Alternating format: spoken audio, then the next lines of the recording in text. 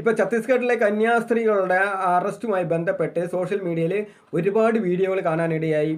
ഇപ്പോൾ ക്രിസ്ത്യൻസ് ഇല്ലായിരുന്നുവെങ്കിൽ ഇവിടെ ഒരു വിദ്യാഭ്യാസം ഉണ്ടാകുമായിരുന്നില്ല, ഒരു പരിഷ്കാരം ഉണ്ടാകുമായിരുന്നില്ല. എന്നിട്ടും ഇപ്പോൾ പാർലമെൻറ്റിൽ ഇരിക്കുന്ന 60% ആളുകളും ഞങ്ങളുടെ സ്കൂളിൽ പഠിച്ചോ ഇറങ്ങിയവരാണ്. എന്നിട്ടും അവർക്ക് നന്ദിയില്ല. ഞങ്ങളുടെ കന്യാസ്ത്രീകളെ അവിടെ അറസ്റ്റ് ചെയ്തിരിക്കുന്നു, നന്ദികേട് കാണിക്കുന്നു എന്നൊക്കെ പറഞ്ഞിട്ടുള്ള വീഡിയോകൾ ഒരുപാട് സോഷ്യൽ മീഡിയയിൽ കാണാനിടയായി.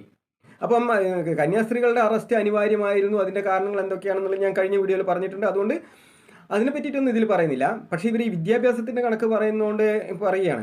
ഇപ്പം ഞാൻ താമസിക്കുന്ന ഈ ഏരിയയിൽ ഒരു 20 വീട് 25 വീടോളേ ഉള്ളൂ ശരിക്കും ക്രിസ്ത്യൻ വീടുകൾ.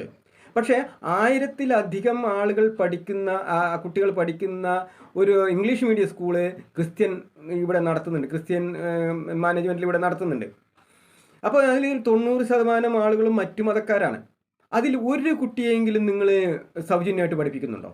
നിങ്ങൾ പറയുന്ന ഫീസ്, നിങ്ങൾ പറയുന്ന സംഭാവന, നിങ്ങൾ പറയുന്ന ഡൊണേഷൻ, ഇതൊക്കെ തന്നിട്ട് നിങ്ങൾ ചെയ്യുന്ന ഈ ജോലിക്ക് പ്രതിഫലവും അതിൻ്റെ പലിശയും കൂടിയും രക്ഷിതാക്കൾ തന്നിട്ടാണ് കുട്ടികളെ അവിടെ പഠിപ്പിക്കുന്നത്.